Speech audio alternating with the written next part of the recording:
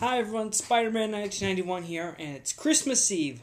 Tomorrow is Christmas. Time to talk about my number one favorite hero. And my number one favorite hero of all time is Superman.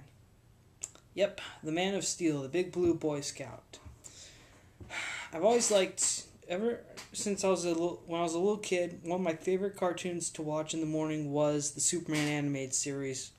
And it was a great show. I really loved it, and I watched it at the same time as Batman. And even though I did play with a lot more Batman stuff, I do look up to Superman a little more than Batman. I think of Superman's my number one choice is because he's the perfect role model. Okay, maybe not perfect, but he's a great role model. He has amazing powers. He is one of the most powerful people in the DC universe, and he uses his powers for good, not evil. All right, he's an orphan from a distant planet. Krypton exploded, and he was landed on Earth, raised as a human, and I think that's one of the reasons why Superman does good things for Earth is because he's lost one home planet, so now he doesn't want to lose Earth. So that's why he's always out there fighting for truth and justice and the American way.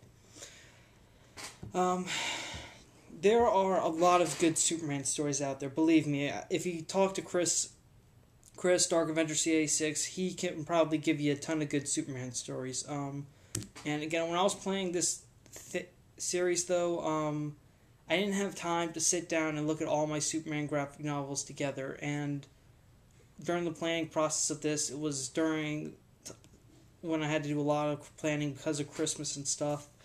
So my decision was a little impulsive, but this is one of my favorite Superman graphic novels. It's recent, and I think this is probably the last good Superman story before Grounded and before all that new Krypton crap. Actually, right before New Krypton, it's Superman Brainiac. That's right. Okay, one reason why I like this is because it restored Brainiac to his original motive. Because when Brainiac first appeared in the Silver Age, he was collecting cities, and one of the cities he had was Kandor, a city from Krypton. And they brought that back as well, the original Kandor bottled city along with Brainiac. And apparently it's now established that every single version of Brainiac that Superman has fought is apparently just some sort of avatar of Brainiac's consciousness, and that the real Brainiac has been hiding away in his spaceship with all his collection of bottled cities. Well, and that's something interesting to see, the actual Brainiac, though. I mean, he's not a robot, he's more of a synthetic being. He's back to being an alien, I believe, and he's actually fighting Superman in a real fist fight.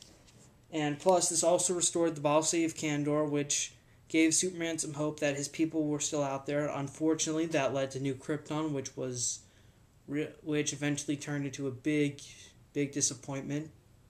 Okay, maybe not big disappointment, but it wasn't really the thing as big as what we thought it might be.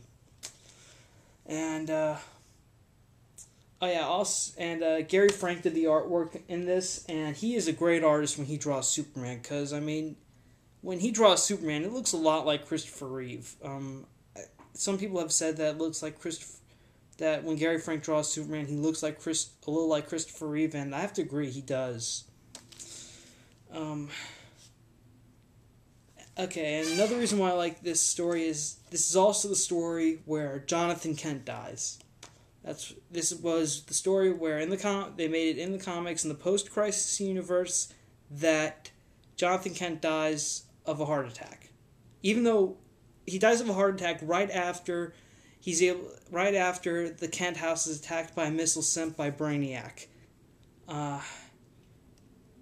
And even though Superman is able to save both Metropolis and bring Kandor to Earth so that it would be resized, he's still not able to get to Smallville in time to save his dad, which is very sad, but it reminds us that Superman is still a man, okay? He still can't save everyone. Despite all his powers, he still can't save everyone. and it's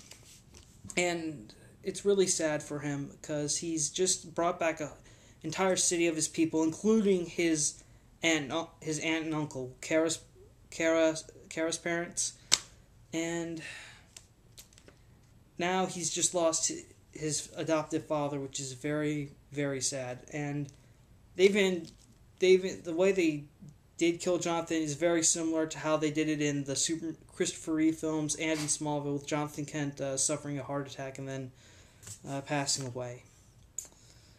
But in a way, it does make Superman stronger. It makes him, even though Jonathan Kent may be gone, the lessons that he taught Clark are still there, and in a way, it does sort of push Superman a little more to give him more incentive to save and help people, which is very good. I would definitely recommend this to anyone looking for a good Superman story. I know I said Lex Luthor is definitely my favorite villain, and it's kind of ironic because this is one of my favorite. This is the story I'm recommending, but it doesn't have Luthor in it. Just pointing that out there, but it's still a great It's still a great story.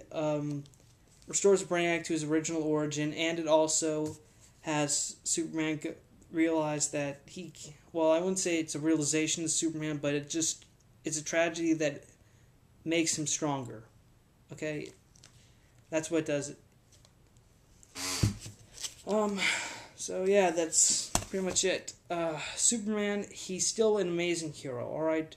Yeah, I know Batman is awesome, but here's the thing. When I look at guys like Batman and Spider-Man, it's more of looking across at them. Batman is someone I can be. Peter Parker represents a lot of qualities that I already have. But Superman, the kind of guy Superman is someone that I want to be. Someone who's selfless, willing to help others. That's the kind of guy I want to be. And that's why he's my favorite hero.